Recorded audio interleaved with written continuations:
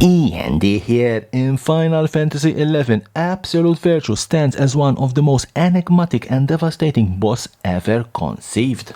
Born from the nightmares of raiders and the ancient lore of the Crystal War, this legendary avatar of Zillar defies every known convention of design, an unrelenting, nearly unkillable force.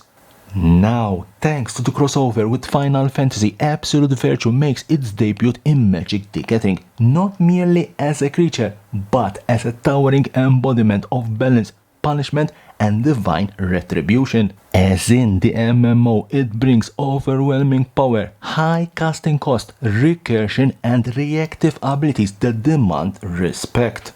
To cast Absolute Virtue, you need 8 mana. 6 generic, 1 white and 1 blue. It's an 8/8, can't be countered, has flying, and most importantly, gives you protection from each opponent.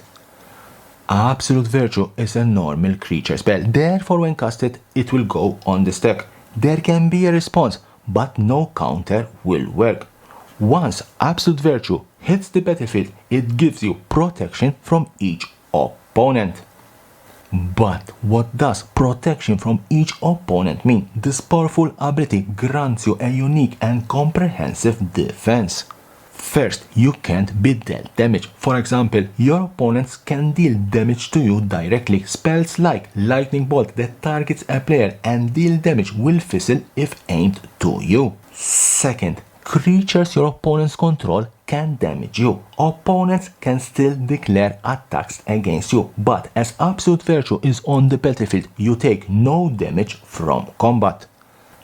Third, you can't be enchanted or targeted by your opponents. Spells and abilities your opponents control can target you. They can't enchant you with cards like Curse of Opponents. They can't activate abilities like River Churn Monument that targets you to mill cards. Also, Planeswalker's abilities that require targeting a player such as Liliana of the Veil -2 or -6 can be used against you. Very important to know, why Absolute Virtue gives you the player protection from each opponent, it doesn't extend that protection to your other game pieces. This means your spells can still be countered. Opponents can use cards like Counterspell or Force of Negation to interact with your stack.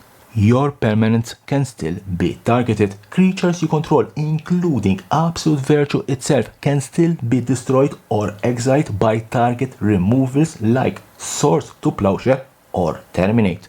In essence, Absolute Virtue grants you personal protection, not a shroud for your entire bolt. It's a potent effect that makes you untouchable, but your battlefields remain fair game. To conclude, Absolute Virtue is more than a creature, it's a fortress, a stunning translation of one of Final Fantasy's most infamous bosses, now poised to reshape the battlefield in Magic the Gathering. So that's how you play Absolute Virtue and protection from each opponent. Leave me a comment below, what do you think about this new Final Fantasy crossover with Magic creature? And as always, subscription button is here, subscribe for my channel for more and more interesting videos about Magic the Gathering and the collectible world. Liliana!